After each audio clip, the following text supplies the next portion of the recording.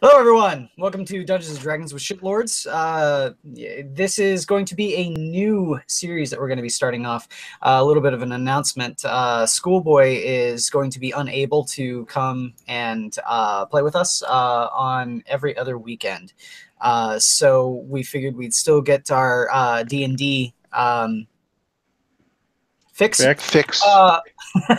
Without needing to, have to sacrifice every other week. So we're going to be doing a different campaign, one led by Eeyore. He's going to be our DM. So I'm going to be a player this time around.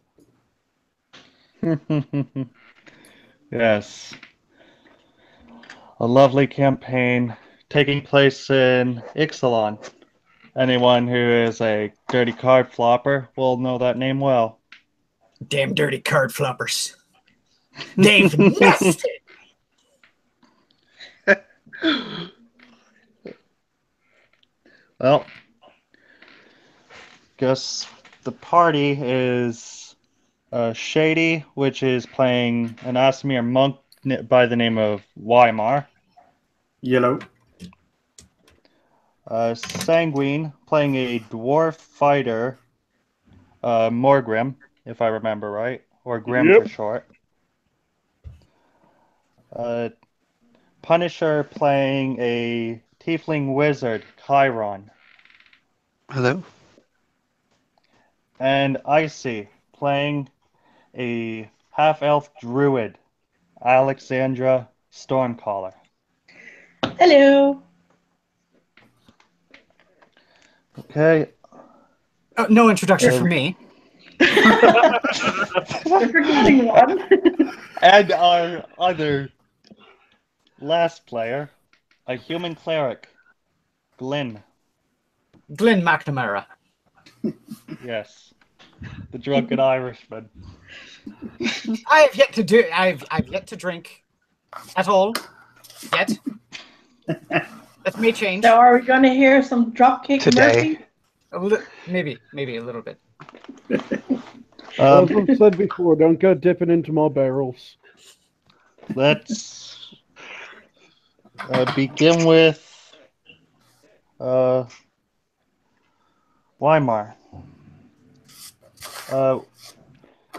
Wymar, you're in a somewhat forested area, traveling along a path. You're seeking answers and truth and justice based on your, well, if you like, you could give a short background, Wymar. Okay, so Wymar is an Aasimar. Aasimar. Either one. I've heard it pronounced many different myriad ways. Was essentially taken by his angel guardian as a child. He like an infant. He doesn't remember anything but fear, sound of thunder, jagged light, and screams. They're his first memories, followed by the warmth of, well, basically the presence of the angel and the embrace.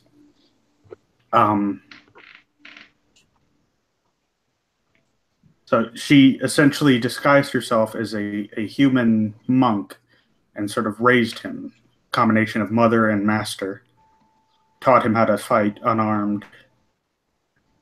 And he, at the age of 18, she essentially revealed herself to be an angel and said, I don't have my backstory in front of me. Told him that the goddess she represents, named Selune. How do you say it? Selune. Selune. Has deemed him old enough to journey out on his own, and essentially that the angel is supposed to pull back. She's still watching over him, but she's sort of a no interference at this point. Mm-hmm. And she says there's a great journey before him, and he's going to make new friends. but he wandered Yes. for about 9 years trying to gather the courage to head towards civilization, taking the time to sort of wonder who his real parents are, as she was sort of just an adopted mother. And constantly haunted by that first memory. And that's sort of where I left off with this. So Go ahead.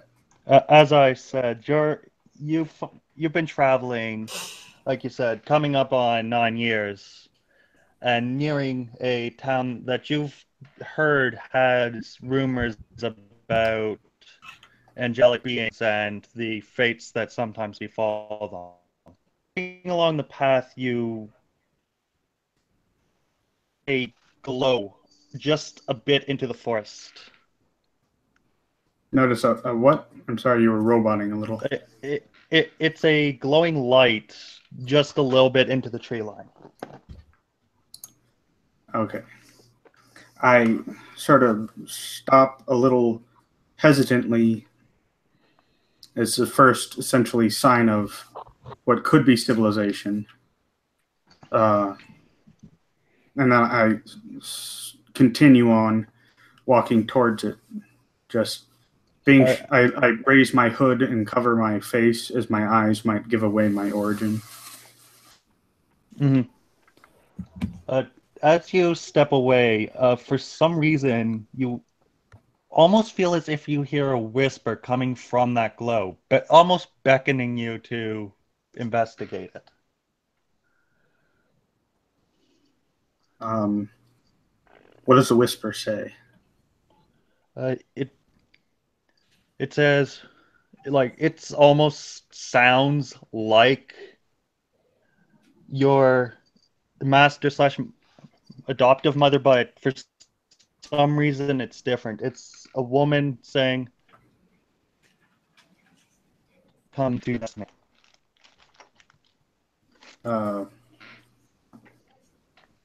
I walk towards it, curious but wary, and sort of equip my staff. Could you give me a quick Arcana check? Arcana check? Alright. So Arcana is +2, so 4. Upon reaching the source of the glow, a shining compass rose. Main parts of the compass aren't doing much. A ring of it. It's quite an artistic rose. Spinning. Actually, you know glyphs on it. You honestly have no idea what the glyphs say.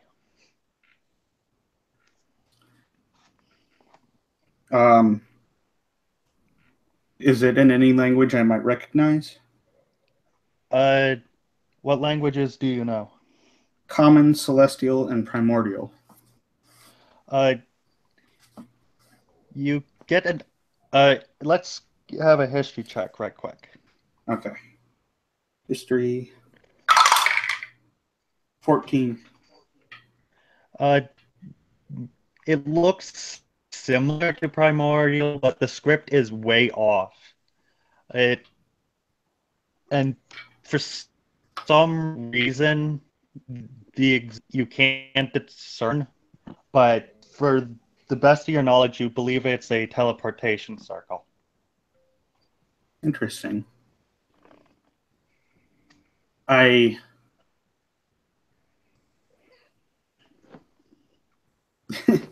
Not sure what to do. He sits for a while, ponders, and decides. How long do you plan on sitting? Maybe just 30 minutes. He's very wary of this. He doesn't know, he's not encountered anything like it before. Okay. So after sitting down and just slowly watching it rotate, the inner glyph begins to rotate ever so slightly quicker, and you almost cannot believe it, but you feel the glyph is also beginning to move slowly. So in the 30 minutes, it's moved maybe an inch. I reach out to sort of touch one of the glyphs. There's only the one large. Okay. Oh, you mean the glyphs on it? Okay. Yeah. The moment you touch it, a bright light engulfs you, and it knocks you unconscious. Okay. Damn.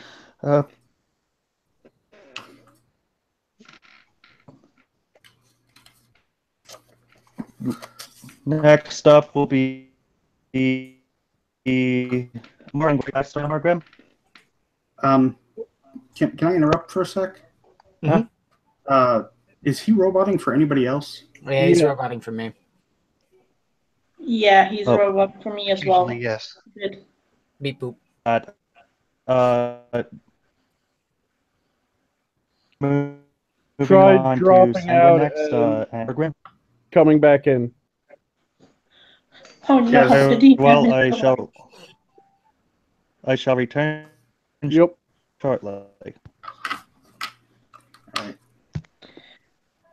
when the person is roboting.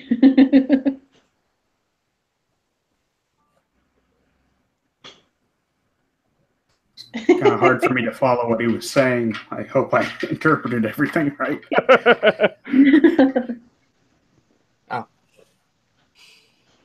Is my connection improved? I I hope so. A little Still bit. roboting. It's still roboting, Very but moderately. For frick's sake. well, your for frick's sakes came through just fine. I've got my thing lowered to audio only. Maybe that'll help.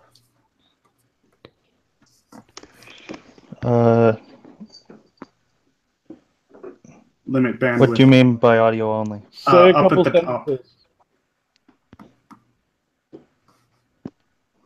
Well, we're moving on to Morgrim. If you say when you could get a quick backstory now for everyone. I'm the third son of a minor clan functionary. I realized fairly early on that I would not get an inheritance. It would go to the higher ups and my siblings. So I took advantage of the training that I could get in the Citadel, learned a couple trades, and learned how to do trade, and then signed up with a dwarven caravan. Since then, I've broken off and tried to find other people to start up a new caravan with. Okay.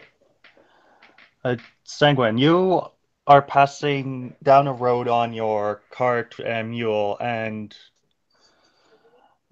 as you're going down a street, you, for some reason, it's oddly quiet rather than normal. You're within earshot of a large town that you just completed a profitable trade venture in, but for some reason you can't even hear anything from it. I kind of stick a finger in my ear, wiggle it round, and then try snapping in front of me. You hear the snap just fine, but it has no effect on any sounds outside of 50 feet. Like, the only thing you can hear is the sound of your mule clopping against the ground. I look over my shoulder to see if I can still see the town or what the fuck's going on. The town is sort of becoming obscured under a hill as you're going down along the road. And after a couple of seconds looking back, you notice your horse is acting odd. I mean, mule is acting extremely odd. Like, your horse doesn't feel like it wants to continue along the road. I signal it to stop by pulling back on the straps. It responds to your commands perfectly. I kind of stand up on my cart and start looking around because this seems very fucking weird. Give me a perception check then, with advantage, due to the height you're on. Okay. Let me pull up my... Oh, that had to be closed because that was... One moment. Let me quickly get that back up. My internet was going kind of weird, so I had to close something down and realize that was something that I need open.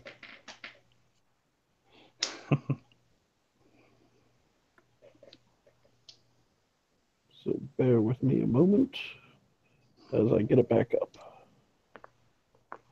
There we go.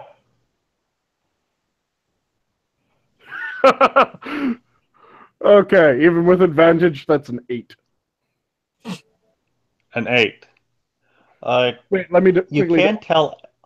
I think I added... It's a 9, sorry. A 9. Okay.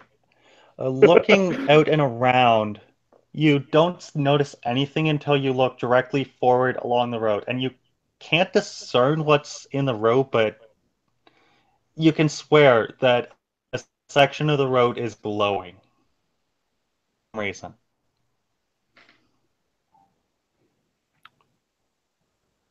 Well, what the fuck is that? And your horse appears to be a mule again. I kind of slap the straps, get the mule to start moving, but I angle it off to one side, kind of trying to walk around whatever the fuck it is. Animal handling check and double the proficiency. Okay.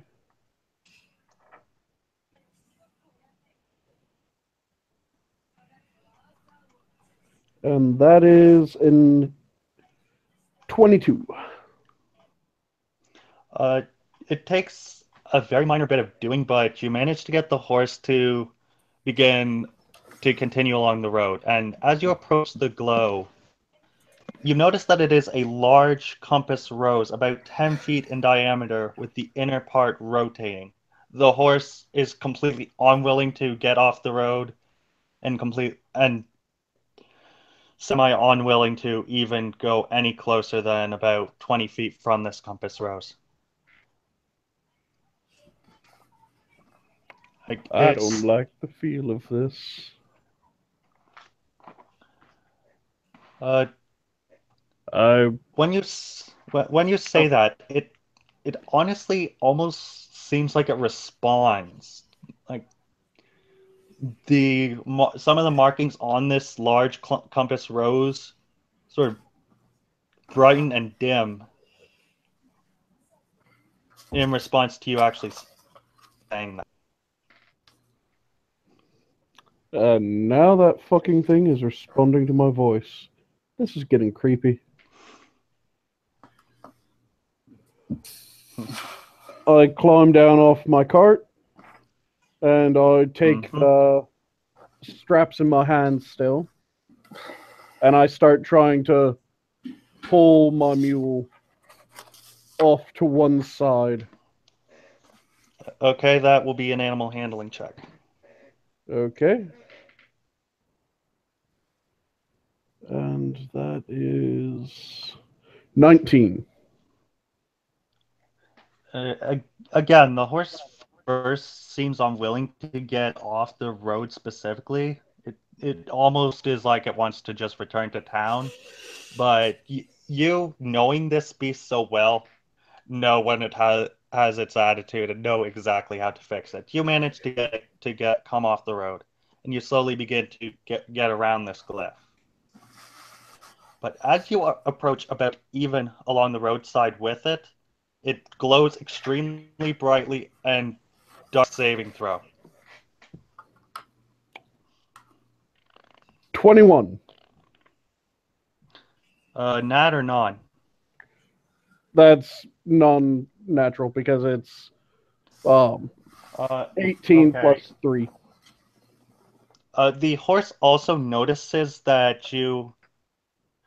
the glyph has cycled towards you and begin to move in your hand, but you quickly hold on to them, and both you, your horse, and the cart are engulfed in light.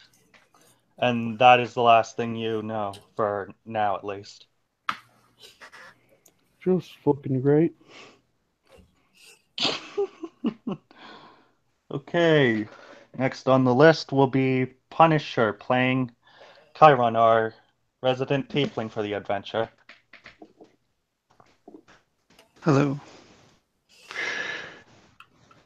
So, Karion was a foundling raised by Eeyore Kakistos, an alchemist of the Grand Order of Gilded Alchemists and Apothecaries. Before he died, this adopted father raised and trained him in the ways of the guild. As a teenager, he discovered he had a knack for magic. He began studying as a wizard with some friends of his father. He passed his journeyman membership requirements for the guild on his 16th birthday. He's well on the way to becoming a master alchemist. And his position in the guild is one of the most important things to him. He doesn't know who his parents were because he was found by his adoptive father. So he's always kind of got a nagging desire to figure out where he came from. He is huge. He's 6'3", 220 pounds, big curling horns, very, very imposing, but more intellectual than physical. He spends most of his time traveling between towns, working as a traveling apothecary, which is probably where you find him now. Okay. But currently working in the apothecaries, or out and about? I'm sorry, say what? Are you currently at the apothecaries or out and about? Most of the time I would be traveling from somewhere to somewhere. So probably this time, yes. Okay, you've recently gone out on an errand for your guild, if I remember, if not just your local shop. Yeah. Just to heal a local blight. It was a minor sickness. It took you a couple days, and you've been tuckered out by days of healing using your potion abilities.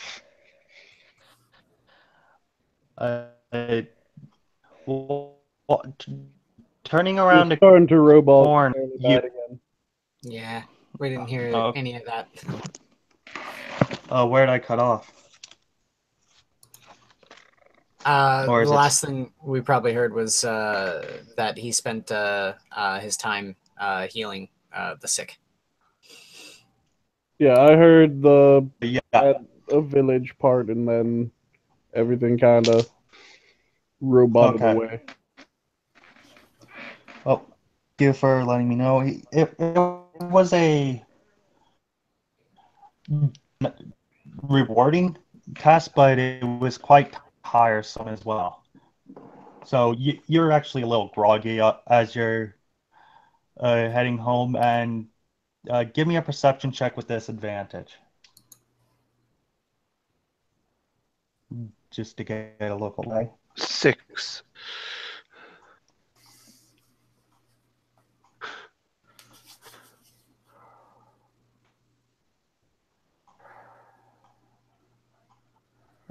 Punisher? 6. Oh, did you not hear? Yeah. 6 is the I rolled comeback. a 6. Yes. As you're walking, despite the fact it's evening and the sun's pretty much already, or what it passes for a sun in Sigil, Wayne, for some reason, it's actually getting brighter as well in the past.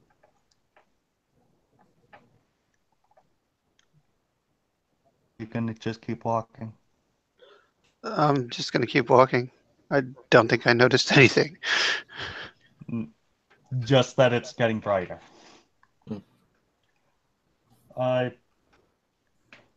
Okay.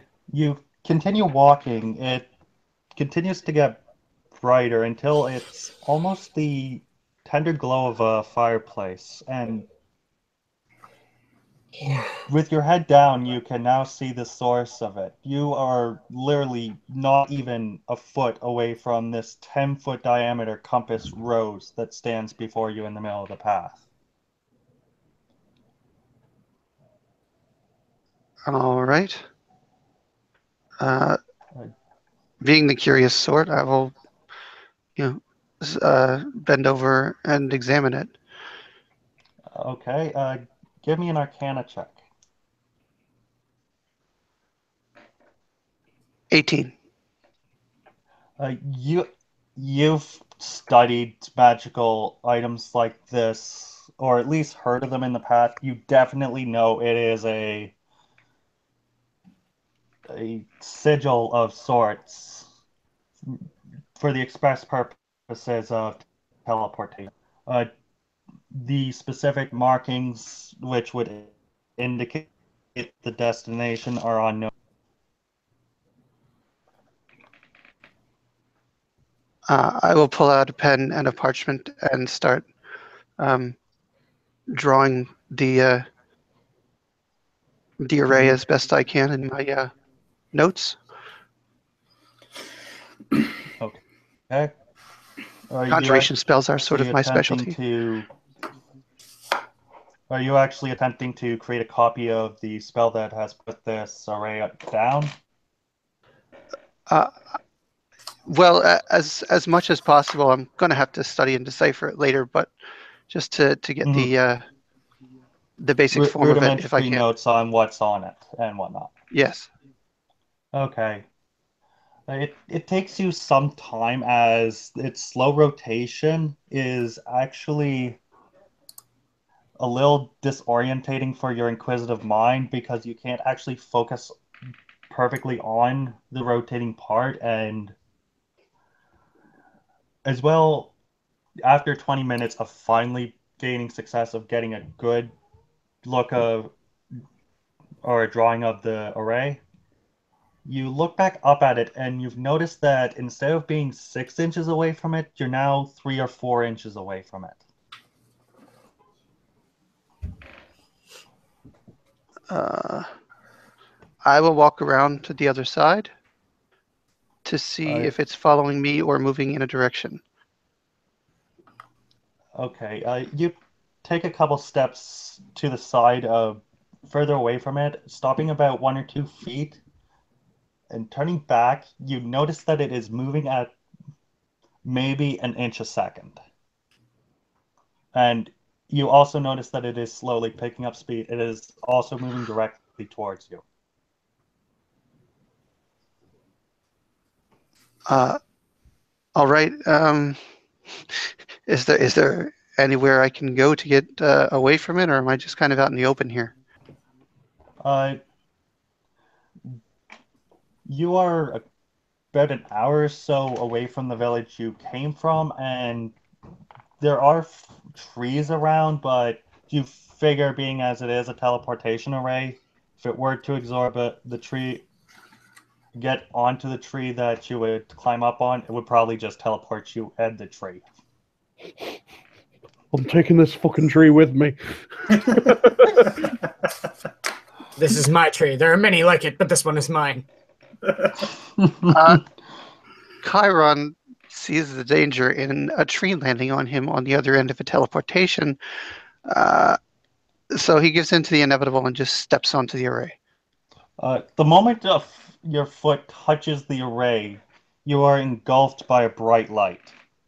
And it pretty much disorientates you to the point of unconsciousness. Okay. We're moving on to our human cleric, Glin, played by Inquisitor. Glin was born poor, and his family ended up dying when he was very young.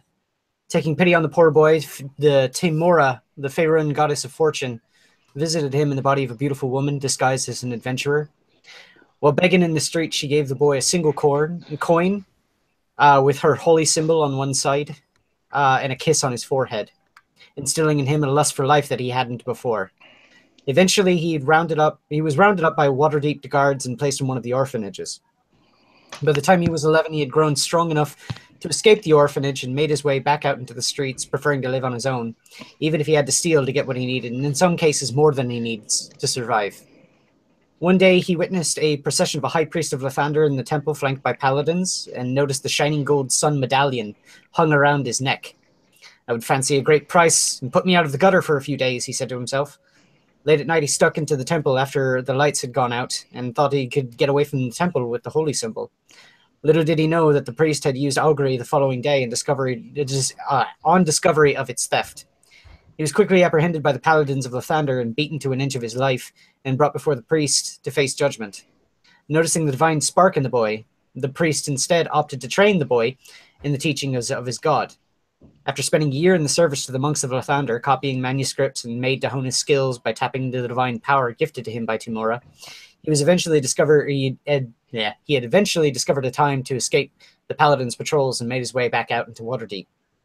He was devoured with new divinely gifted skills and to aid his common thievery. Glin had grown and strikes out to earn, or pilfer, his fortune, just to spite the stuffy old bastards in the temples. Yep. And just like the backstory states, Glin, you've been working on your most recent mark, a very proselytizing reverend to Lathander in another city about 2 or 3 days south of Waterdeep. And you've been waiting until after dark to try and steal his golden holy symbol and several other things that of value within his house. You're up in a tree waiting for him to finish falling asleep, and you have access to an open window. I climb out of the tree, walk over to the window, and very stealthily try to climb in. Okay, that's going to be a stealth check. Can I, right before that, go, whoop, and give myself Blessing of the Trickster? By all means.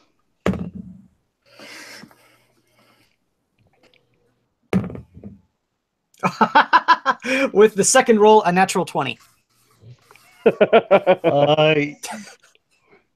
You could swear that the sounds of the house creaking from the temperature dropping sounded like shouting compared to how much noise you made. Literally no noise.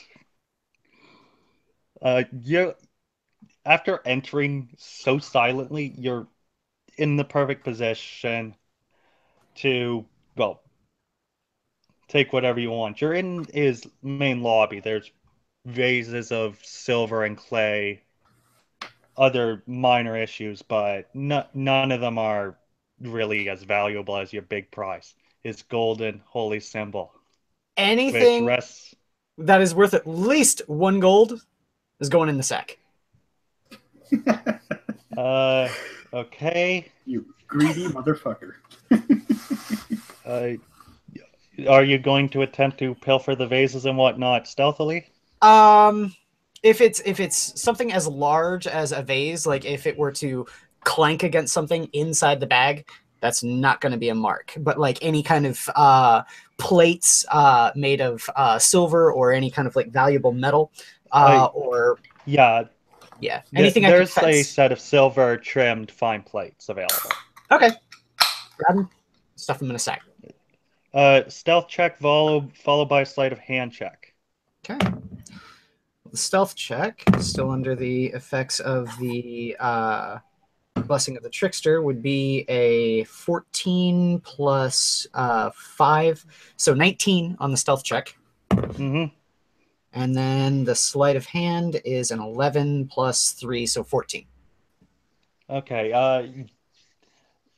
Though you make a slight creak on the board, it was so quiet that you're 100% certain that the Reverend didn't hear it. And upon approaching the plates, you immediately managed to get all 7 of them into your sack.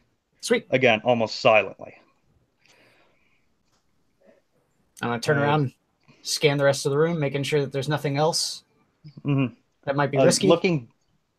Looking back, there's an option to go upstairs or down into the basement. Chances are he's probably upstairs, so I'm going to go upstairs. Okay. You go up the stairs almost as, again, pretty silent. And upon reaching the top of the stairs, it opens up to a small hallway. Well, small in comparison to the rest of the house, but along it is 7 doorways.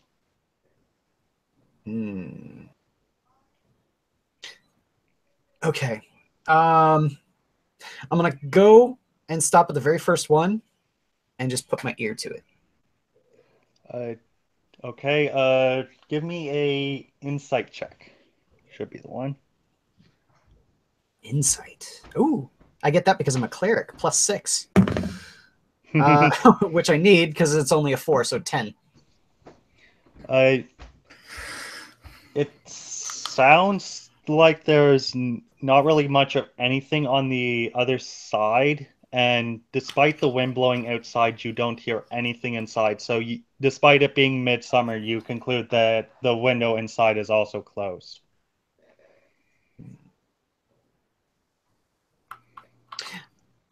Very slowly test the handle, make sure that it's unlocked. The handle doesn't resist you at all. Open the door. Okay, you're going to try stealthily again? Yes. Okay. Try the roll. That would be a, what was it? 13 plus 5, 18. The memory of the last time you stole from a Deacon of Lathander is starting to get to you, and you mess up ever so slightly and make another creak. But once again, it is so silent because these hinges are so well greased that nowhere in the house is any reaction to that slight creak. Inside is a luxury bed, a couple of dressers, a larger dresser opposite the bed with a mirror on it, and it looks like it's been unoccupied for at least a month, but very well maintained. It is perfectly clean despite no one having permanent occupants in it. Is it You determine based... Yeah, to myself, you determine based on... blasted guest rooms. These people can afford that kind of bullshit. Bullshit.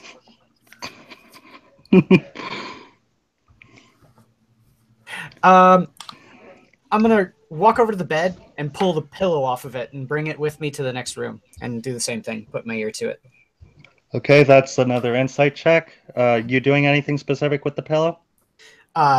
Maybe. That would be a 9 plus 6, so 15. Okay. Once again, it sounds silent, other than a very low snore. It doesn't sound anything like a person of the Deacon's age. So probably it's someone else, and you definitely hear the slight rustling of the tree outside. So the window is open. The lock on the door, does it lock from the outside? There is no sign of a locking mechanism on the outside of the door, other than a small hole that would, when a proper tool is inserted into it, cause the lock to unlock. Commonly But you known do as a not know. keyhole. Yeah. I'm going to pull out, I'm gonna reach to my belt, extend my thieves' tools, and attempt to lock the door. It could buy me a couple of seconds, if discovered. Okay. You're doing this stealthily again? Yes. Give me a stealth check followed by a thieves' tools check. Another natural 20 on the stealth check. Mm-hmm. And now the thieves' tools, since I have proficiency with them, it's just adding the proficiency bonus, correct? Yeah. I'm not sure if it's proficiency bonus and dex bonus or not, but either way, it's a 14 on the die. 14, that will be 16. You, quiet as a mouse, manage to get your picks in. You feel the locking mechanism become free moving. You move it into the lock position. It makes an ever so slight click. But you've done this so many times that that click has already been muted way beyond what it should have been. I smile to myself and just kiss my pick and put it back into place and move on to the next door. Okay. Same plan? Same plan. Listen in. Yep. Same check to see what's in. Insight. It would be a 9 plus 6, 15. Man, my insight loves a 9.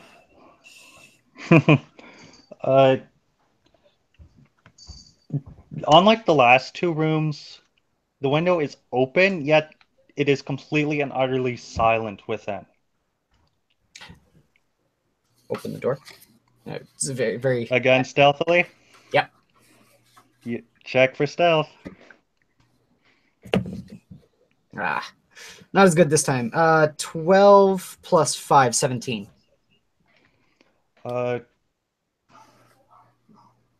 The door, for some reason, isn't as well greased, so it does make a bit of a creak.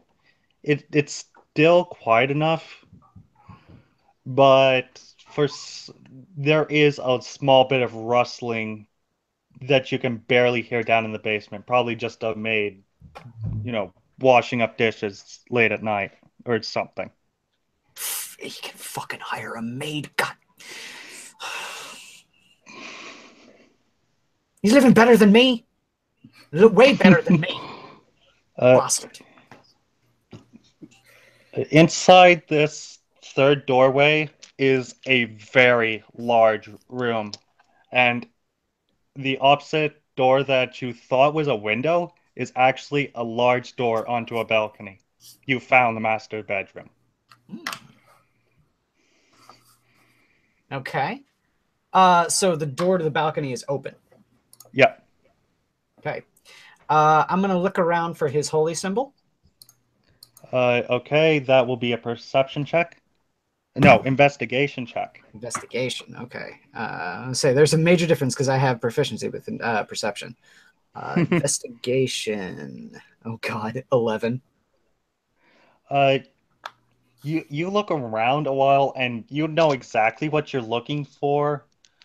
So you manage to find a jewelry box sitting to the one side, and you figure, why would a reverend need a jewelry box other than to store his holy symbol? All right. I'm going to take the pillow, put it over top of the jewelry box, reach my hands under the jewelry box, and lift the whole thing up so it falls back into the pillow. Okay. Stealth and then a dex. And the dex is a saving throw. Yeah. The stealth is a 15, and the dex, natural 1.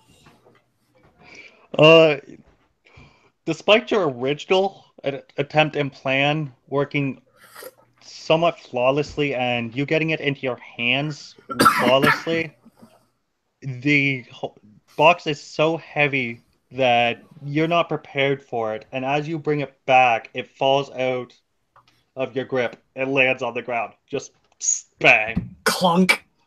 I'm gonna Yep. look quick right over to the You bed. immediately. The bed is unoccupied, but you notice candlelights are coming on down in the lobby. All the maids are up. The guest is already yanking at the locked door, and Is the box open? yes. Uh, Within it, you do find the holy symbol. I'm gonna quick snatch up the holy symbol, run to the balcony, take one of my daggers, and take 2 daggers, jump off the balcony and slam the daggers into the balcony to see if I can really quick kind of grab like some sort of leverage underneath and lower myself down really fast. Give me a quick dex check, just to see how well you do. That would be a 19 plus 3. You managed to get to the lower level nearly flawlessly. Okay. If you were in a competition, you probably would have won. Silver, no bet. Gold, probably. I'm gonna keep the daggers in hand and dash out. Book it. Yeah, into the darkness as fast as I possibly can. Okay. You managed to get away from your side of the house, but you already hear that the hounds have been sent upon you. Athletics check. Athletics check. Oh no. Too much booze. Well, that's a 15 plus 1, so 16.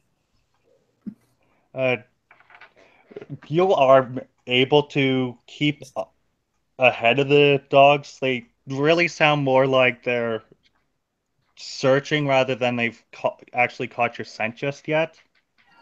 And after running as fast as you can, as long as you can, you no longer hear the dogs. You feel that you've gotten out of there free. Okay.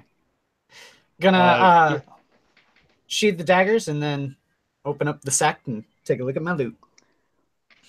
And notice your loot is 7 gold trimmed well china plates and the holy symbol of Lathander, solid gold. Okay.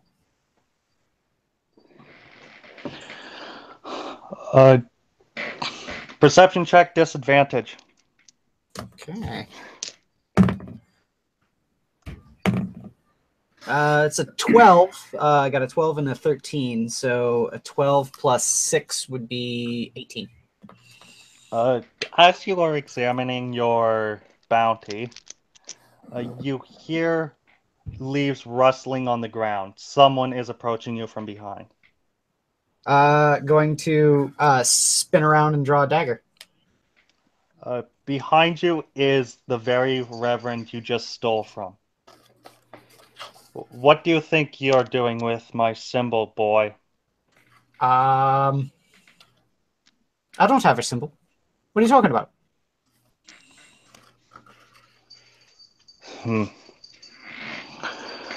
You know I could get the truth out of you if I so pleased. Well, then what would please you then? My items returned now. Not gonna happen. And as a priest, get on your knees. He turns and gives out a whistle, and immediately you start hearing the dogs again, as well as a few people on horseback.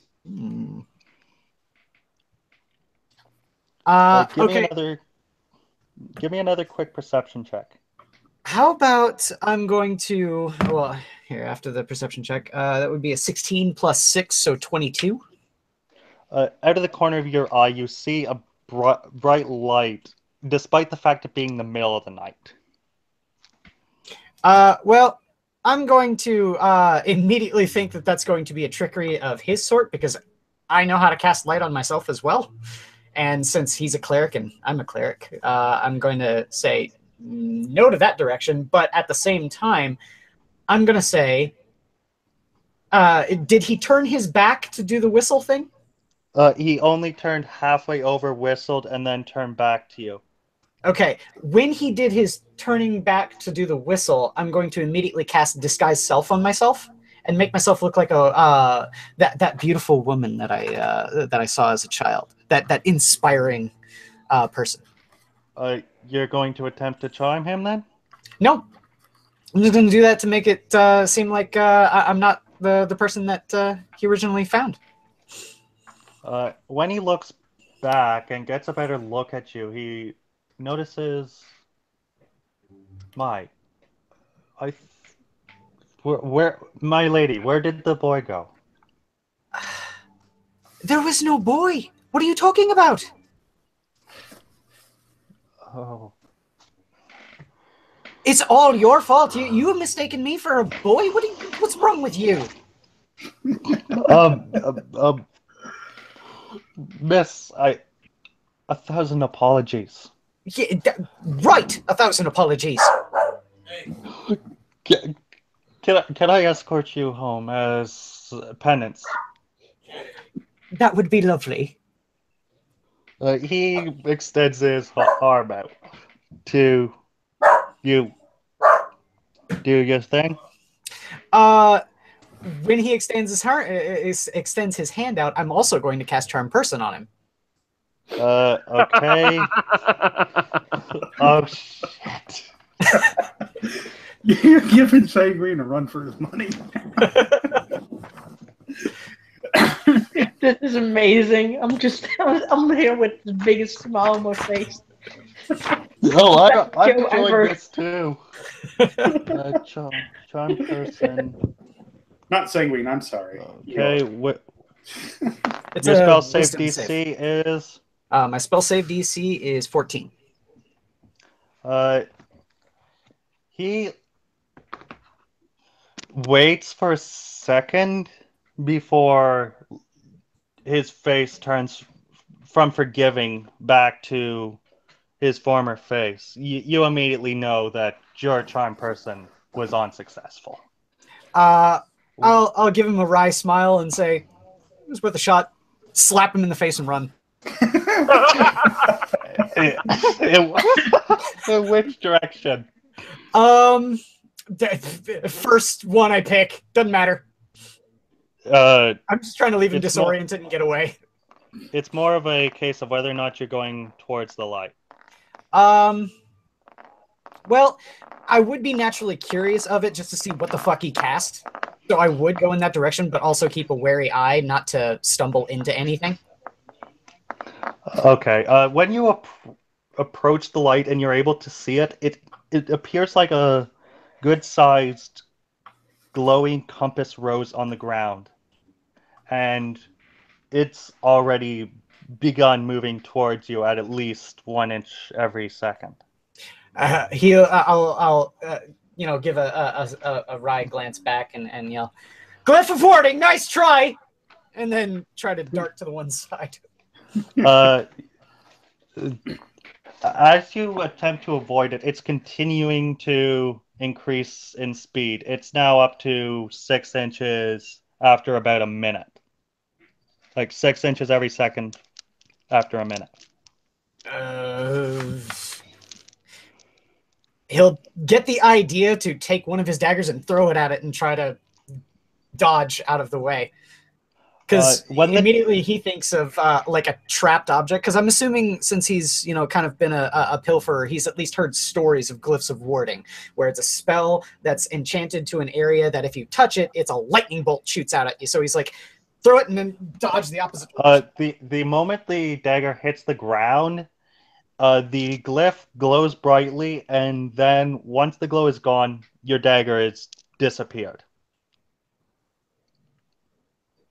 And the glyph itself continues to move towards you. He's just like, he'll reach down to his necklace and kiss the coin and just kind of close his eyes and say, "Tomorrow, help me, please." Okay, you notice even through your closed eyes that a bright light comes out and it knocks you unconscious. Okay. Okay, time for our last member, Alexandra Stormcaller. Our druid played by Aisy. I'm not a Stormcloak. Stormcaller. My mistake, Bethesda. Leave us alone, please, Bethesda. 1,000 apologies, Bethesda.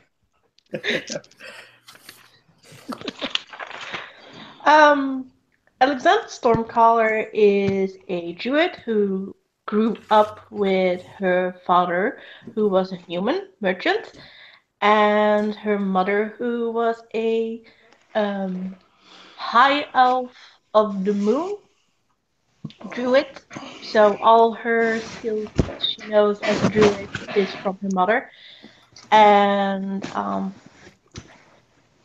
when she was about 12 years old, when she was playing in the forest, a little bit away from the caravan that was stationed for the night, came back to it being in ruins. People were dead or they were just simply missing, probably taken as prisoners.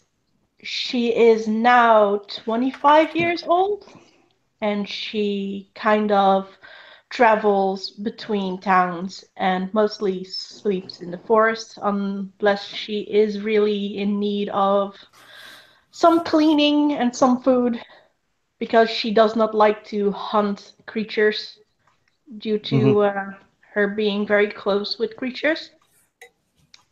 And yeah, that's all, I guess. And she Very has well. she is a half elf. I think I forgot to say that, but I think that's kind of logical with a human father. Yep. Okay. And my picture is my interpretation of her. So. Okay, so Alex, you've been tending to this local forest, just using your druidic abilities to keep leads on the local area, knowing that in your own travels you might be able to cover 10, 20 square kilometers a day via rumors and whatnot, but using the forest creatures, you pretty much have a full circle of the knowledge, 300-kilometer radius around you. So Pretty much. you are actually searching for leads of what happened to your family, but so far the animals have not said anything. No. Okay. This morning seems different. A bird that usually patrols south of your woodland home approaches you and begins tweeting very oddly.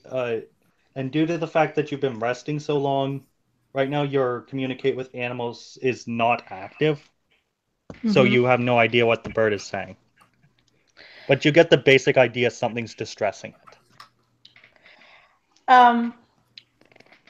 I look at the bird, and because I know that something is wrong, I kind of motion to it like, show me the way. It responds to your gesture perfectly and begins flying directly south at a speed that it knows that you'll easily be able to keep up with. But still a good Yeah. speed. Okay. I will follow it, but I want to be careful because of it being in distress. I would like to move a little bit slower than normal, just to be a little more stealthy. Okay. You after about 10 minutes, you approach a clearing, and right in the middle of it, there's this obstruction in the terrain. From your current vantage point, you don't precisely know what it is. I guess I will very carefully approach it, because if that is the issue. You've noticed that the bird has actually gone off, and you interpret that as you've approached the source of this distress. And when you approach the body, it it looks like it's despite well, it is a body, and despite it obviously being dead, its skin is still blistering in the sun, and you notice horrid claw marks all over its body. Like these are 4 or 5 inches deep, and there are four of them right across its chest.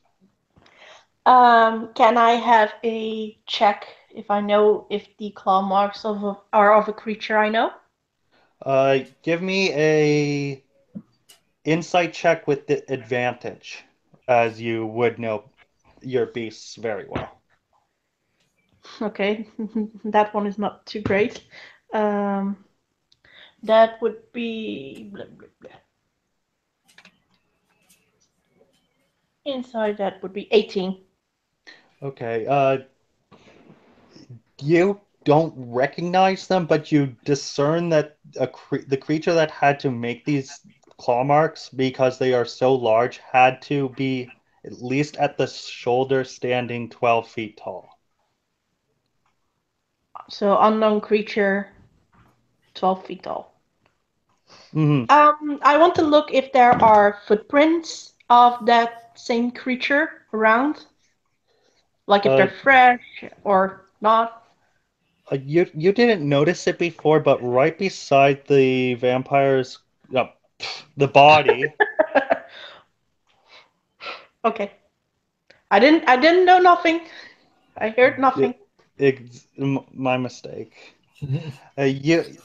Right beside the body is this 10-foot diameter array that looks almost like you'd think it's a navigation device. You've never really been in civilization, so you don't know exactly what the image is supposed to be.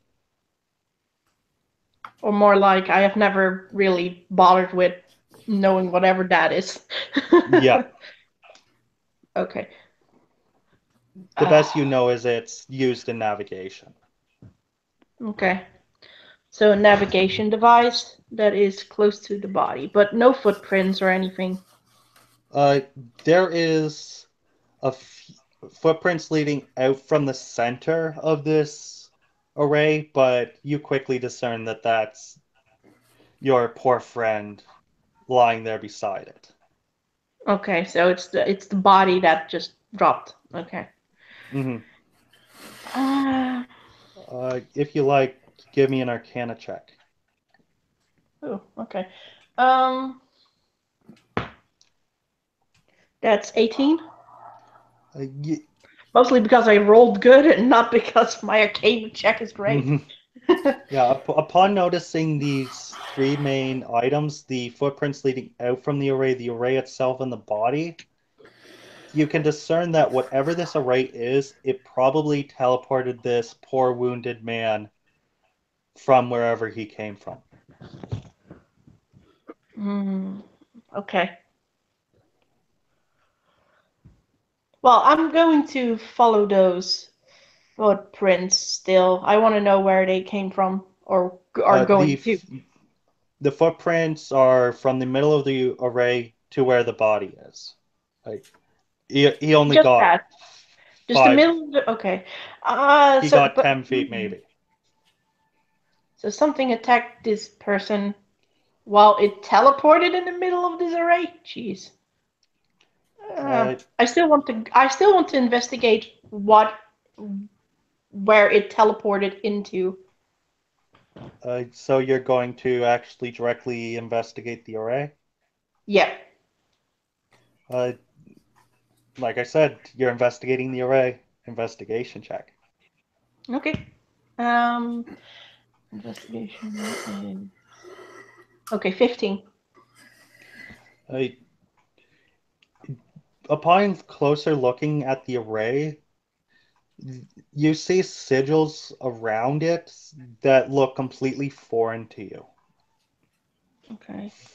Whatever this array is, it is not among the knowledge that you possess. Okay. Well then, I can't leave the body just laying there. Maybe I should take it to a priest, and I'm talking to myself, by the way. I got used to talking to myself, being so much alone. Are there animals close by?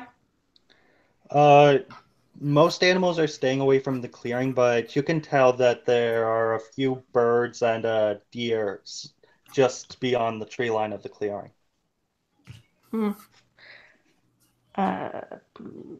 What to do? As you're thinking, you feel a hand grasp at your leg. Can I jump away from it? Yeah, you Or jump try away, to- and the hand actually separates from what you now know is this body, and he looks like he's in incredible pain. He looks like he's burning in the Holy sun. crap, you're alive! Ish. Well, technically. Hell, Not for too much longer. he looks Yeah. at you. His eyes are that of pure terror, and he just says two words, "Help us," and then falls back down. And now his body is beginning to actually smoke rather than just blister.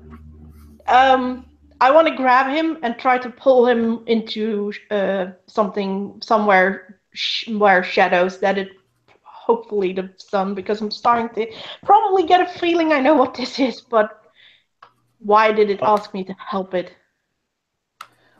When you grab at its skin, for some reason you feel that its very veins are currently pumping pure fire through them. So the skin is almost too hot to touch. Well, then Like, I can't it let takes. go. Mhm. I try. Can I try to ask him, like, how can I help? He's unconscious and his face is God now damn it! looking like it's somewhat burnt away. God damn it! What the hell is going on? What is this?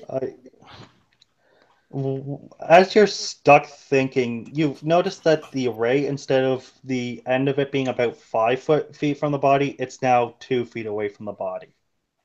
It's moving directly towards you and the body. I want to cast fairy fire in the direction. Casting fairy fire upon the array? Yes, because you're saying that something is coming at her, so I'm like, It's the array itself that's moving towards you. The moment your spell hits it, it glows bright, and immediately, almost at light speed, it is upon you, and a bright light hits you, and you fall unconscious. Okay. Context I just everyone. expected it to be a person behind it for some reason. Yeah. That's why I'm like, fairy fire! And context everyone, please. Okay.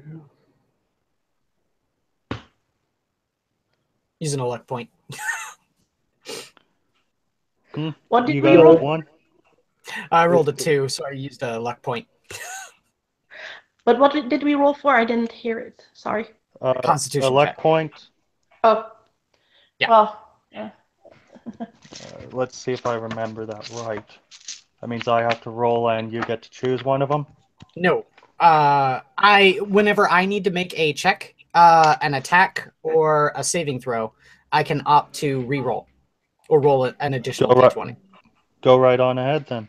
I did. I rolled a 2 at first, and then I used a luck point, and I got a 14, so a 16. Okay.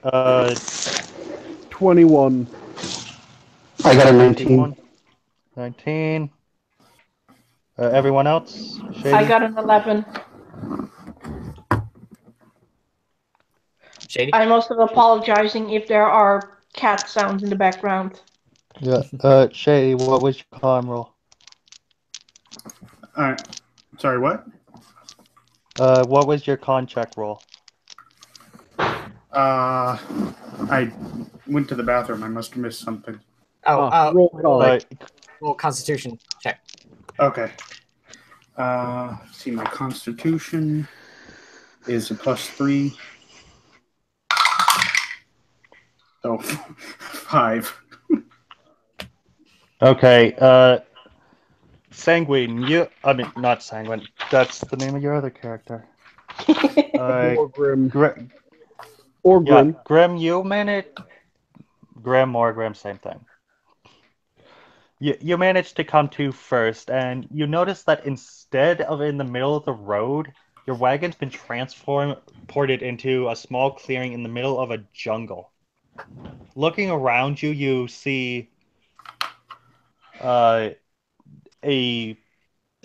two things that you would consider to be humans. One odd creature that you've never seen before, but you've heard of as a tiefling, and another thing that looks like a human, but could just as easily be an elf. They're all unconscious.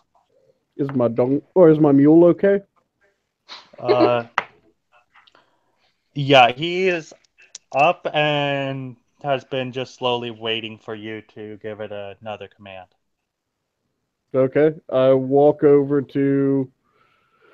Let's see. So, 2 human-looking things, an elf, and a tiefling. You said, right? Yep. Wait, what happened to the dwarf? I am the dwarf. So that is the dwarf. He is the dwarf. Oh, I mean, sorry. I thought you were one of the human things. So Humans are. I walk over to one of the things that looks human to me, and I nudge Okay. it. Okay. Nudge it with my foot. Glin, you feel like you've been through a bit of a hangover, and you are slowly coming around when you feel a nudge in your side. I'm just gonna kind of 5 more minutes. You're the thing that brought me here. What? You're the thing that brought me here. Fucking! I can't even get any rest. What the? Who are I'll you? take that as a no, and I walk over to the next human thing, and I nudge it with the butt of my spear. Where's my knife? Take my knife. Okay. Everyone else is beginning to come to, and Wymar, you feel like a stick is prodding into your side. I slowly open my eyes and look where the stick's coming from. You notice what you can obviously identify as a dwarf just poking the butt end of his spear into your side. I simply say, why? You're the thing that brought me here. No. Okay. I'll walk over to the next thing.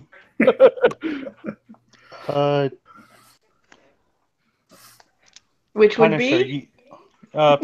Punisher, you notice what is, upon waking up, I mean, not Punisher, you said next human thing, so that would be Alex, actually. Yeah, I'll go towards. Alex, you've had a couple of seconds to get up, and you're now just sort of on the ground. I'm just sitting there, and I'm like, what were Yeah, those your head is annoying ringing noises? for some reason. I just heard Glin scream for his knife, and I'm like, what are these annoying noises? There's my fucking knife. And then this dwarf just walks up to me, and I'm like, oh, hi. Are you the reason I'm here? Not really. I got here in the flash of Only light. one left to go for then, and I walk over to the tiefling. Karion, by now you've had a chance to stand up, and again, your head, compounded by the fact that you've been tired, you just feel like you've had one too many drinks at a previous night's party. And in addition, you notice a dwarf is approaching.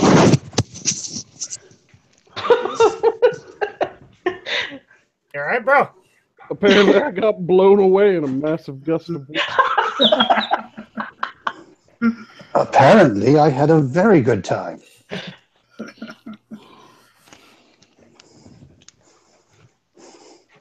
So Where I are walk we? up to the tiefling. Are you the one that brought me here? No. Great. So then I why the think- fuck are we here? I say, looking at everyone else. I quickly realize my hood has sort of come off and my eyes are showing. So I quickly pull it up and just sort of slink back to the closest shadow I can find. Everyone but Shady, you notice that one of the humans actually has a sort of golden glow to his eyes, and upon noticing that his hood is down, it immediately comes up and he backs away. I point the butt of my spear towards it. That normal with you? Yes. I'll deal with you in a second. Where's my fucking knife? I think it's upon on your looking butt. Is it on the Upon is it in the ground? looking, Glin, upon looking around a bit, you notice that there is a dagger sticking out of the ground in the middle of the clearing. Now I'm gonna grab that, come back over and say, all right. One second, and I'm going to look for my bag with the loot. For some reason, it's gone. It and the entirety of its contents are gone. Got teleported to another place. I got my eye on all of you. Where's my bag? First, I found a knife. I'm glad none of you took it. Where's my bag? I had a bag. It was here. What fucking bag are you talking about? It was here. It had Can you understand a word he is saying? valuables in it. Yeah, you I all can know understand common. it. All right, look, okay, all right. Maybe we got off on the wrong foot. I'm not going to accuse you all of being thieves. I mean, hell, we're in the same business, right? I won't be mad. I might even share some of the score with you. Just where's me bag? And I pipe up, just kind of sheepishly take off my bag and say, well, I don't have any valuables in it, but you can borrow mine. Well, let me see what you got there. Walk over.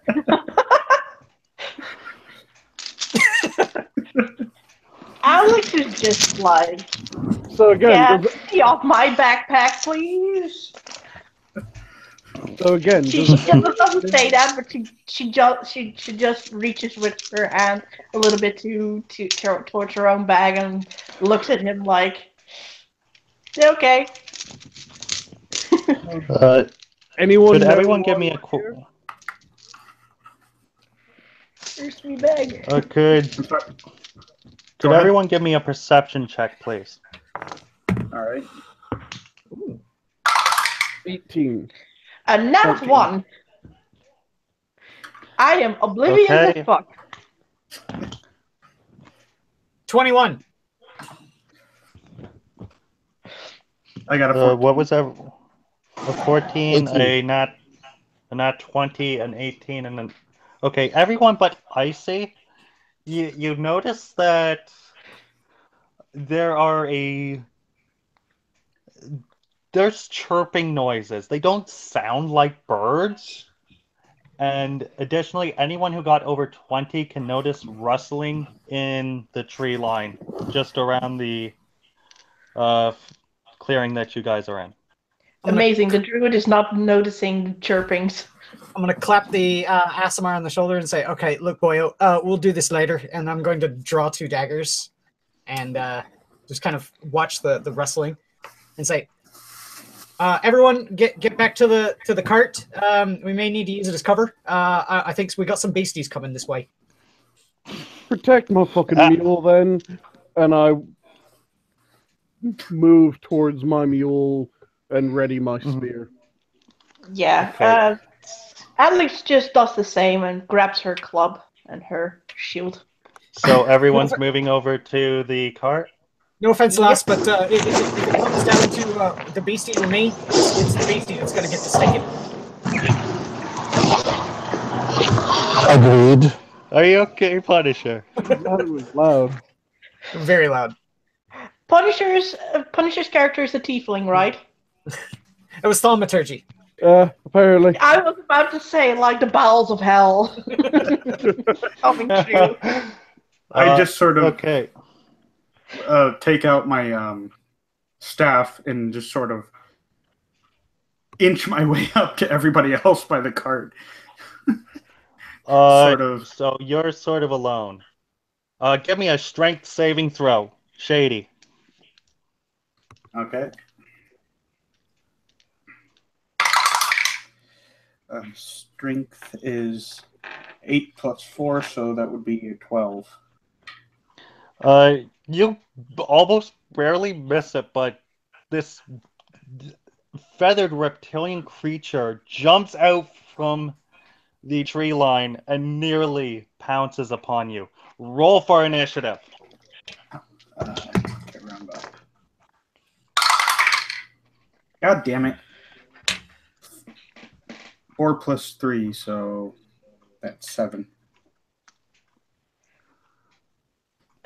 I don't like this, but I 22 in total. I don't want to be the first 22. go. What was Shady? 7. Yo, Punisher, 7? what the heck are you doing? I believe he's fighting bats. Could I get everyone else's, please? 18. 8 and 18? 21. 21. Okay. Let me just finish everything.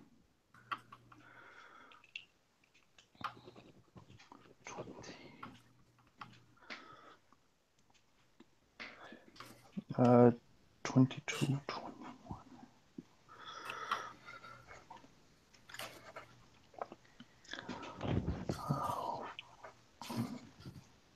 Oh, are we under the effects of a long rest too after going unconscious? Yeah, you did manage to get a long rest out of that. Sweet.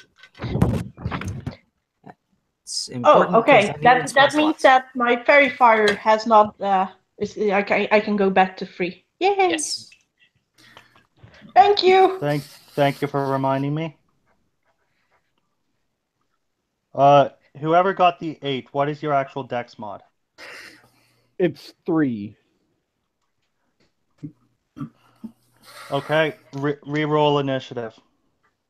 Just you. What? Okay. I got a tie on the initiative roll, and the modifier was the same. What's the actual score, though? Spoilers. Got a 13.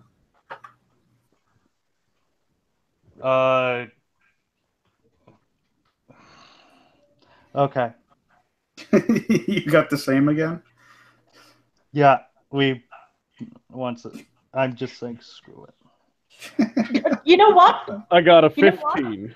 Roll for it. Roll for it. Who goes first? Like literally, just grab a dice and put whatever. Like the uneven is Sanguine's Okay, character. whoever got the 22, Yeah, that's me. you're going first, and whoever got the 21 is on deck. Okay. What to do? Right now, before you is only this single feathered beast. It's got claws, teeth, and everything. And it's very hostile, isn't it? Oh yeah, it's hissing at the thing it nearly pounced upon. Okay. I'm still gonna try it. I am gonna try to cast speaking with animals to try and talk to it. You open up its mind to create a telepathic link, and all you get is base instincts of hunt, kill, move on. Like, that's constantly what's cycling through its head. Hunt, you, hunt, kill, kill, move on. That's all? That's my action, and that's right? your action? Yeah. Who? 21? On That would be initiative? me. I cast Yep. Firebolt at it. My attack is a 24. What spell? Firebolt. It's a cantrip. Okay, that little cantrip. 24 is a hit. Roll damage. 7 fire. Pardon on the damage? 7 fire. 7 fire. Okay.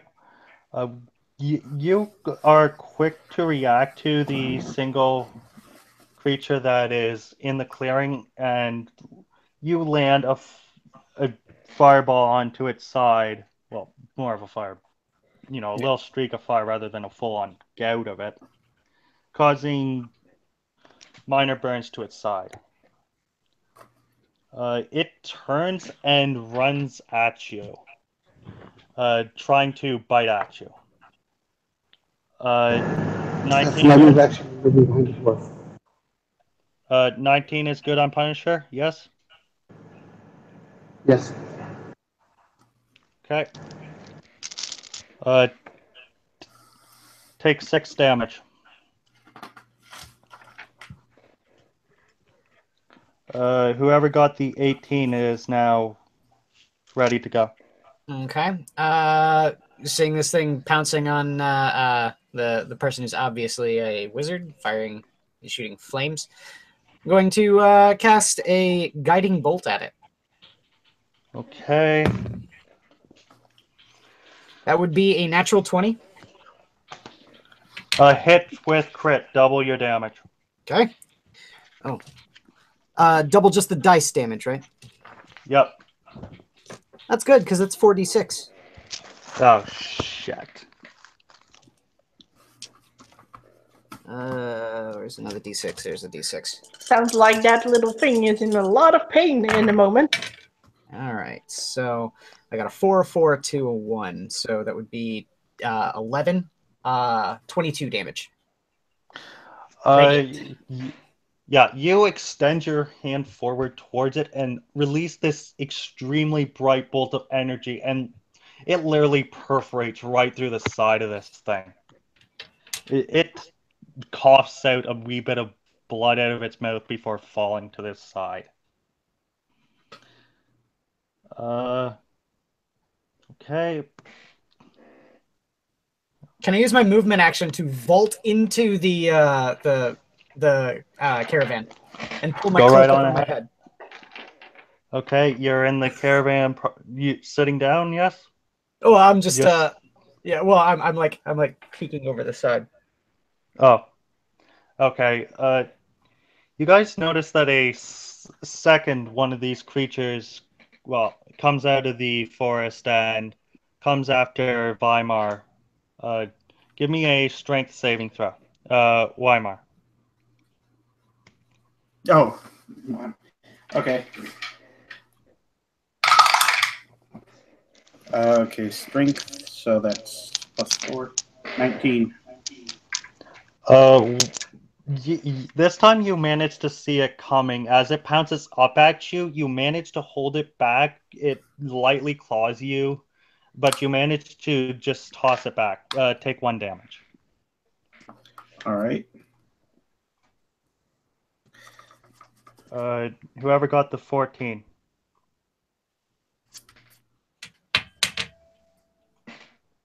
I swear to God, this d20 isn't weighted. Oh wait. Well, I just laid it down and it went to a 20. I think it's down to us, isn't it? Because has everyone else gone but me?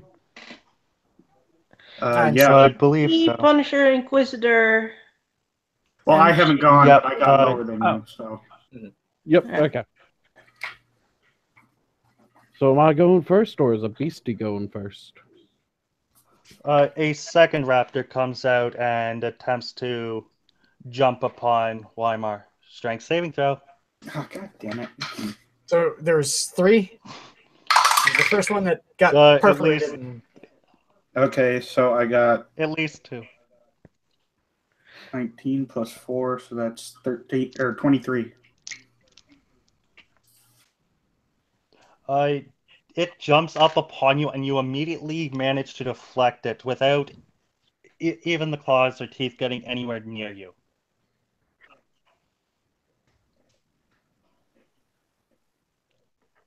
Sanguine? Okay. I trundle up.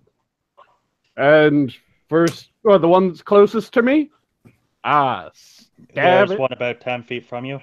Okay, I walk up and I stab it with my spear. Roll to hit. And I fuck it right up. Nat 20. Roll your my damage, God. double it. You just roll max damage. I just did 19 damage to this bitch.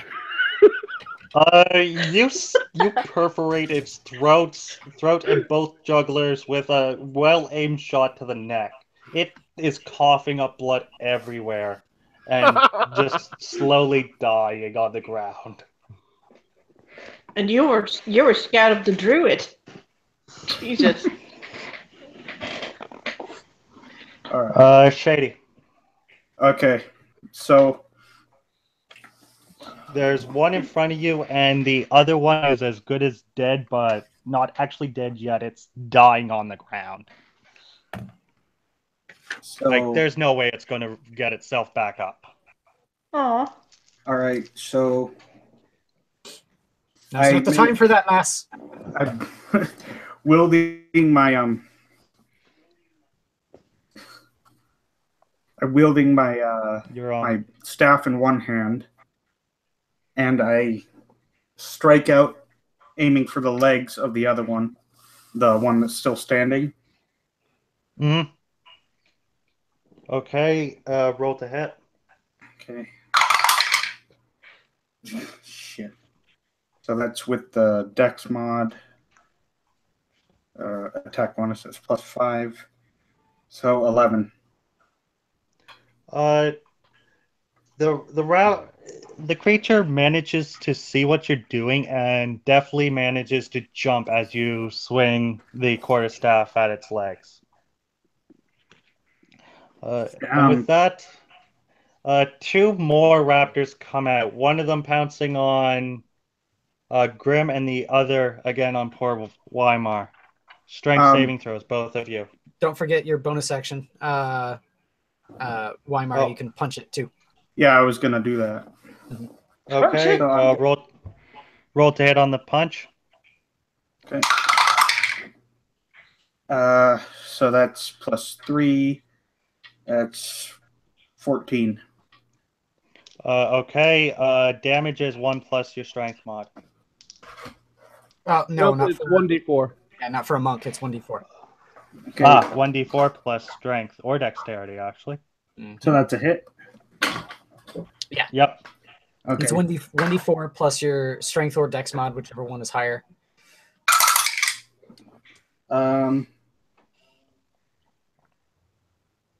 That's 2 plus 3, so that's 5.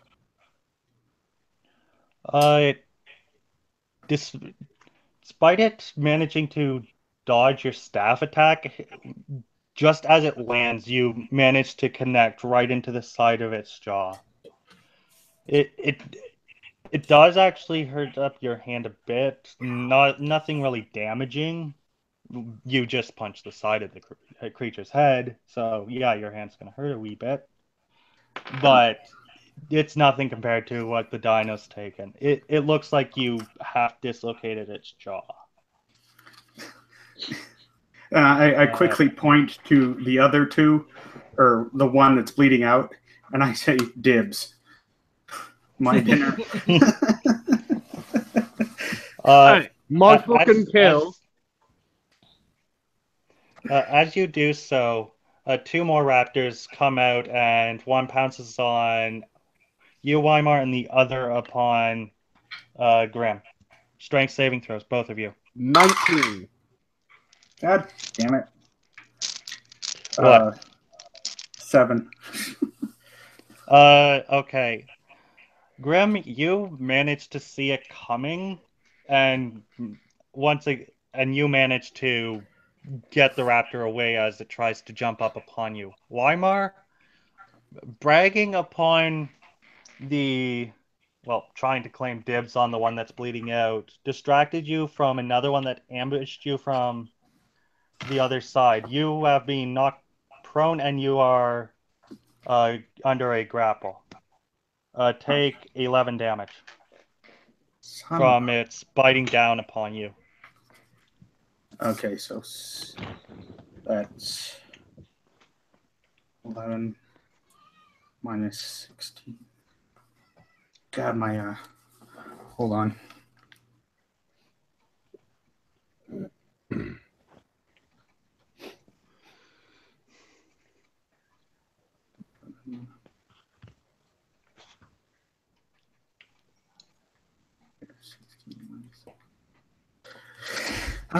Damn it. Okay. Are you done? Yeah. Doing your calculation? Okay. Top of the order, Alex. Okay. I want to. Can a bonus action be used before everything, Yes. or have to be okay? Then I want to use the bonus action to cast Shillelagh on my club. Okay. Your club is now magical and its damage dice is a D8. Yep. Okay. Plus, your yeah. to hit is your spellcasting to hit, and you get a constant of your spellcasting to hit. So your spell attack bonus, which should be, I think, either +6 or +8, depending on It's a 6. +6. Yeah, you do D8 plus D6, and you get a +6 to hit. Jesus. Who was knocked prone again? Shady's character? Yeah, Wymar is knocked prone, and there is a How raptor. far is he away from me? I'd say about 12, 15 feet. I want to, walk over. It sounds so weird to say walk in a battle. Wade into the thick of it. I want to walk over and I want to smack it. Trying to get it off. So roll to hit. Okay, and so then so it's 13 plus 4? +6. 13 plus 6. Plus 6. Mm-hmm. So Plus it's 6. 19. Yeah, 19. 19's a hit. Okay. Roll damage. That's also plus 6. Or Yep. 1d8 plus 6. Yeah. 1d8 plus 6. That's 10 damage. With a deft blow to the side of its head, it sort of turns away as it connects, and when it turns back, you've noticed that you've pretty much destroyed the one side of its face. It's caved in. Yay! Yeah, the eye is pretty much destroyed as well on that side. What did you yell with your character, Inquisitor? Nice hit, lass. Okay. As you're peeking out from the wagon. How many of them are left? It's your go. How many of them are left? There is one that looks like it has a minor jaw injury. There is one that looks like it's lost half of its face. And then there are 2 others that look pretty healthy. How far apart are they? They're all within 5 feet. Within 10 feet of one another, within 5 feet of Wymar, with one of them actually being on top of him.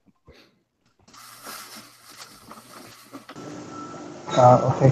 I think I'll just cast Firebolt at the one that looks like it's got the biggest injury. Okay, that's a roll to hit.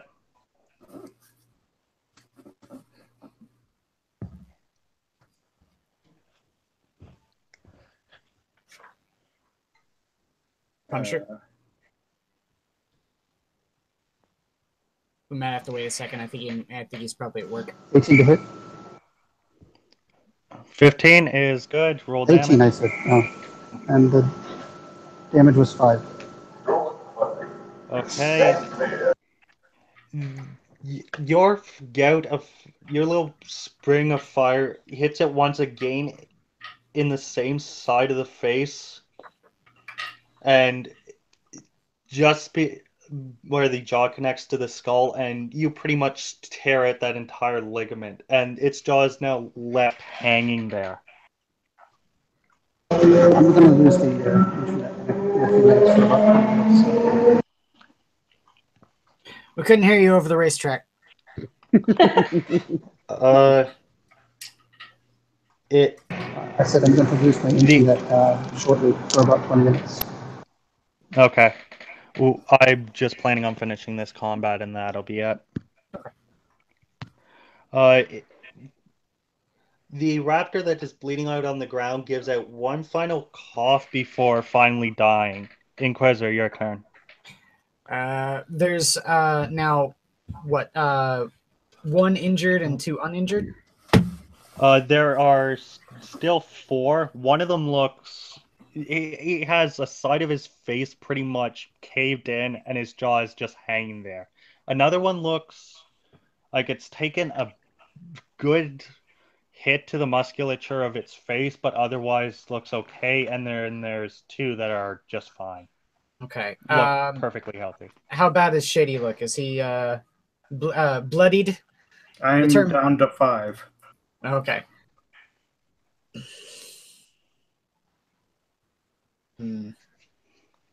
Can I drop one of my daggers as a free action in my main hand, vault out of the cart, touch him with a cure wounds, and throw my dagger in my offhand as a bonus action?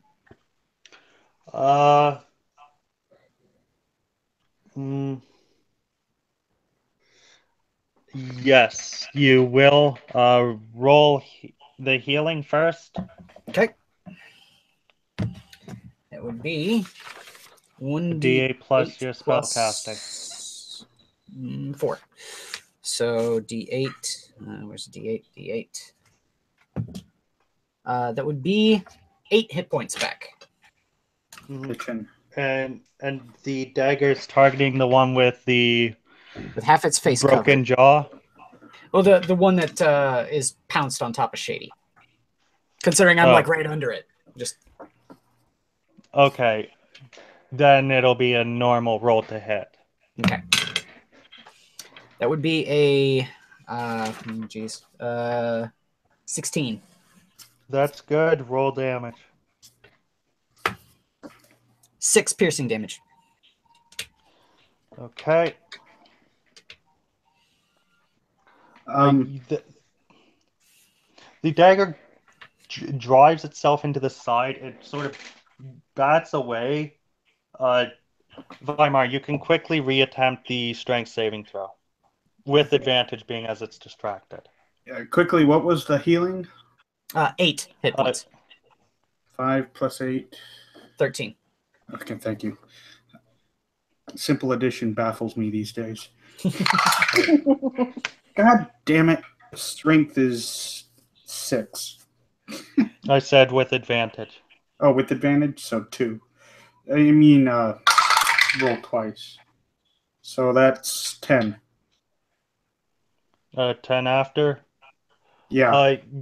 You notice a chance to try and get this creature off of you, but you don't manage to get it off before it turns back upon you. Is it possible for me to take... no, it probably wouldn't matter. I was going to say patient defense and essentially cast dodge action. You are pretty much restrained by this creature. All right. Upon noticing what you're doing, he turns back and takes another bite into you. Son of a- Take another 3 damage. My turn. Yeah. Okay. After Shady puts in his 3. And I'm close enough that I can attack the one on Shady without Yeah. having to disengage from the one that tried to jump me. Yeah. It's basically everyone's within 5 feet of one another, unless they're outside of that little clusterfuck that's been created. Okay, And I think the only one outside of it is Garen. I mean, not Garen.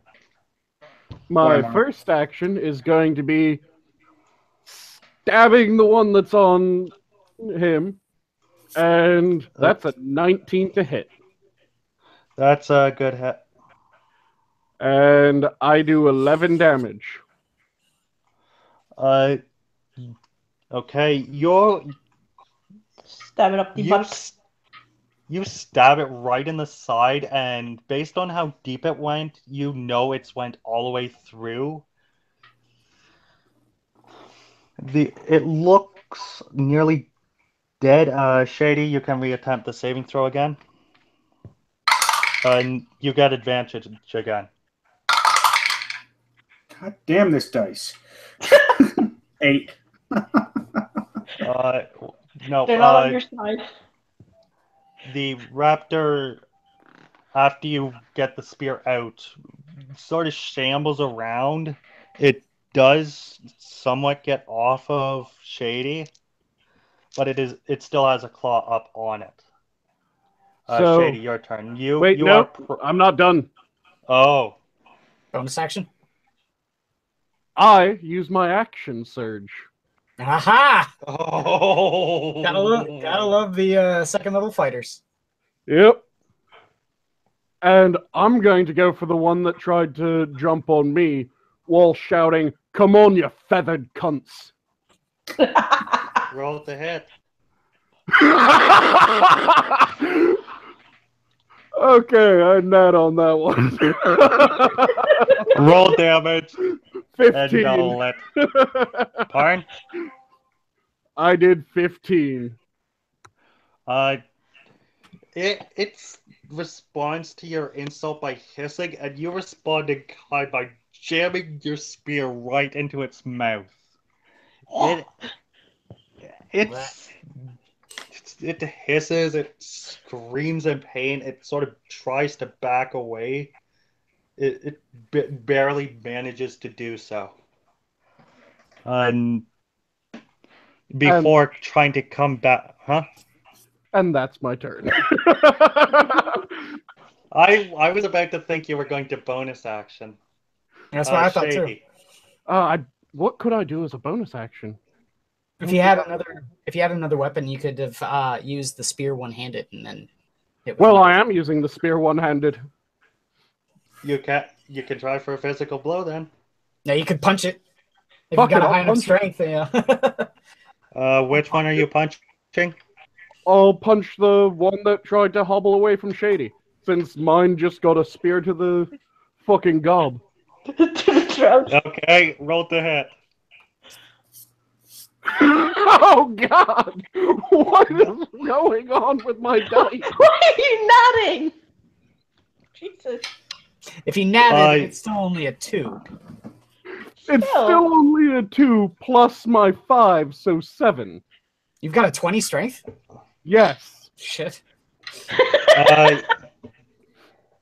You aim your punch perfectly at the spear puncture point, and your hand is driven 6 inches within. And when it comes out with the heart of the creature. And it just hobbles to the ground. Fucking mine. Glen's gonna lean into the Aasimar next to him and just gonna remind me never to piss him off. You know, I don't want him to rip out my still beating heart. I just look shocked, and then I sort of sheepishly question, pointing to the one without the heart, and say, "Dibs." It has now fallen. Glance at you, covered in blood. Go for it, you prog. The now heartless corpse falls upon you, Shady. It is your turn. You are prone and restrained. So roll for strength again. Yeah, and you're in luck because it's with advantage. Okay. Nat 20. You managed to push it off and get back onto your feet. Yay! Okay, so is that an action? That will be your bonus action, being as all you did was lift a corpse off your body. Okay. And I look. Is the one with the spear in its jaw still alive? It hobbled away from the spear. It is still alive, and now it's about 10 feet away from you. But there is another one. Well, actually, there's two. The one that you punched before being knocked down, and the one with the burnt up face. Okay, I'll go for the one I punched. Sort of pissed. And I'll take the...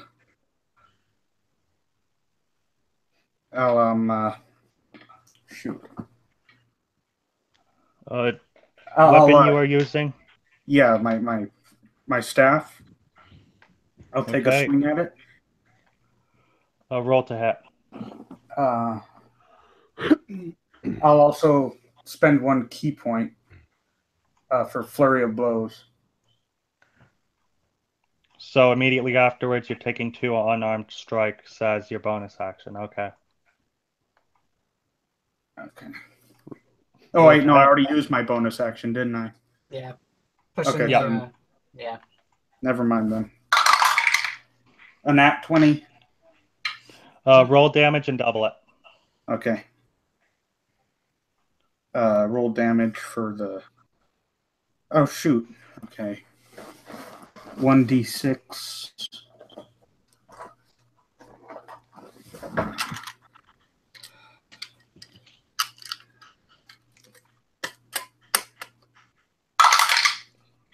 So that's 12. You aim your staff perfectly where you punched before, and the moment it strikes, you hear a snapping noise. The raptor falls limp to the ground. I turned everybody else. Weak knees. The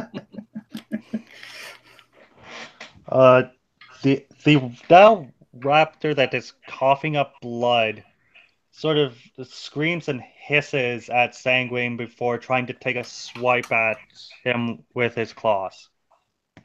18 to go. That hit. 5 damage. Okay.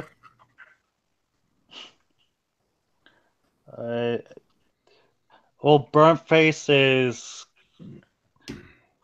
going to try and take a bite at Alex. Yes. No. He, instead of biting at you, he was unaware that his jaw was broken and just sort of flaps it at you ineffectively. Top of the initiative, Alex.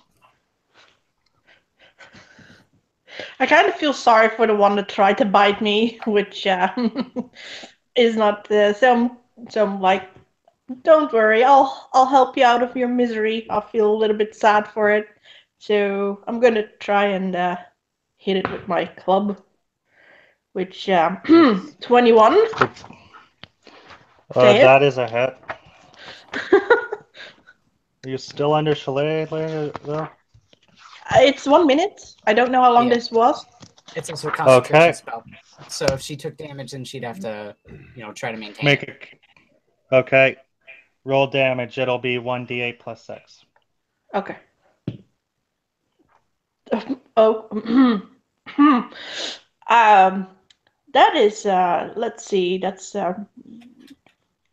14 damage. With a great swing, Glin, out of nowhere, a raptor's head just sort of bounces against your front. And you look at the source, and it's now that headless raptor that was mutilated by the half-elf. She batted it off. Okay. Sorry.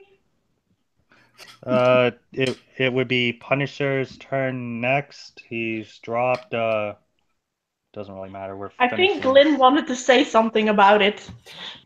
Meh. Go ahead if you want. He's probably just sitting there with his jaw dropped. What the fuck are these mad people? Okay, Glyn, what are you gonna do? There's one raptor. It looks like it's taken quite a, it's taken a spear to the mouth. Guiding bolt. Okay, roll damage. Roll to hit. That would be a 15 plus 6, so 21. Roll your d6s.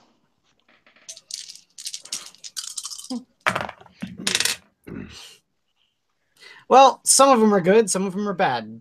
12, 14, 15 damage. Any particular zone you're aiming for? Right through the mouth. There ain't a head left when your streak finishes its run through. You basically vaporized its head. What have we done with we're all aiming for the head. And we are out of initiative with that. All right, look. Whoever took my bag, you can keep it. What made you think that? Him, me, or them? The beasties here, they can fuck us up right proper. None of them ever attacked me. But I don't like the shape of our little darker friend over here. So, and I'm all out of juice. Get in the cart, and let's try to get out of here. Make sure that these things don't hurt friends that's going to come looking for us. I start picking up corpses and throwing them into my cart. That's fucking gross, man. I'm not going to eat that. I don't know where we are. This might be the best food. I Who look is at the most damaged at the moment, and how damaged are they?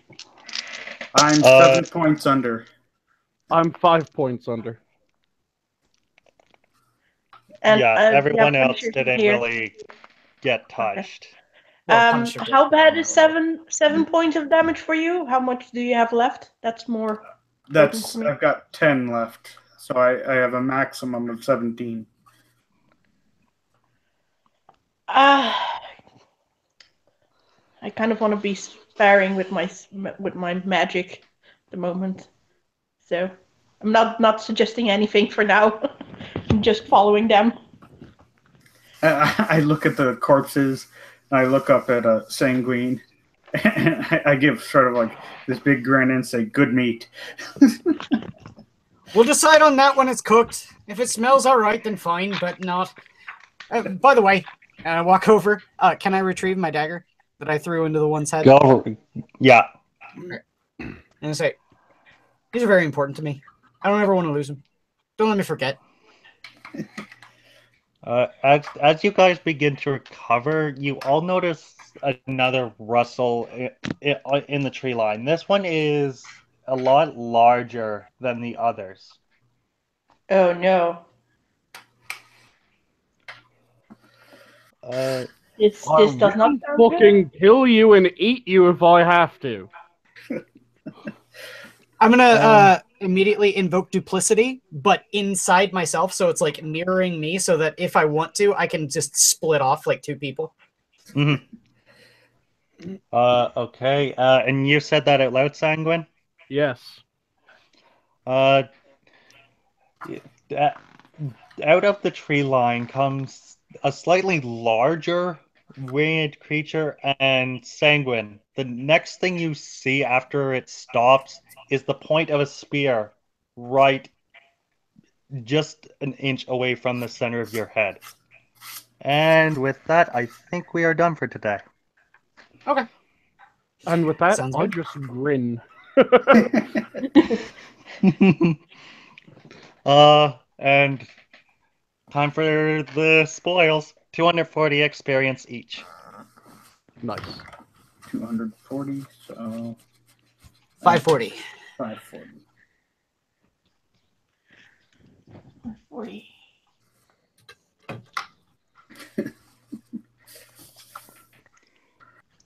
Because So we all forgot did to- damage. I forgot to put down on my sheet that my Radiant Soul can't be activated until level 3. Gotta wait for that. Is anybody in the group able to recognize an SMR? Because we're not exactly common. No. I think Not nobody in the easily. group even know what a tiefling is. I would say the They- only person who would be Glin because he comes from the Forgotten Realms, and the Forgotten Realms definitely crosses over with Planescape quite a bit. Well, And then I'm also I probably wouldn't have been able to know what Sanguine was because I haven't exactly been near civilization that often.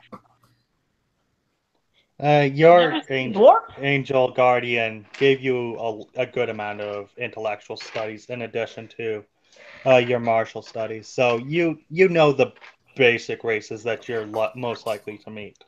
Okay. The only one in this group that's foreign is the tiefling. and I'm from Faerun, so Oh, okay, you're also from Faerun? All right. yeah. I'm from I have no idea Citadel where mine's from. Adbag. Citadel Adbar? Agbar. Yeah, that's from So- the Spine of the World. Yep. I hope everyone is enjoying Yeah. this first episode. Yep. So far. And so next week will be our regular continuing adventures in Harakir. After that, the week after is going to be continuing on an Ixalan. So look forward to it. I hope you guys are enjoying our plethora of D&D. If need be, I can also start streaming stuff, and if anyone wants to have questions about D&D, even about maybe getting started or recommendations, story decisions, so on and so forth, recommend the channel, shill it out, help people come over and discover tabletop. It's a lot of fun. Punisher just came back and then left. So with that, I think we'll stop. Everyone, have a good night, and we'll see you next time in Ravenloft. Have a good one, all. See you Bye. later. Adios.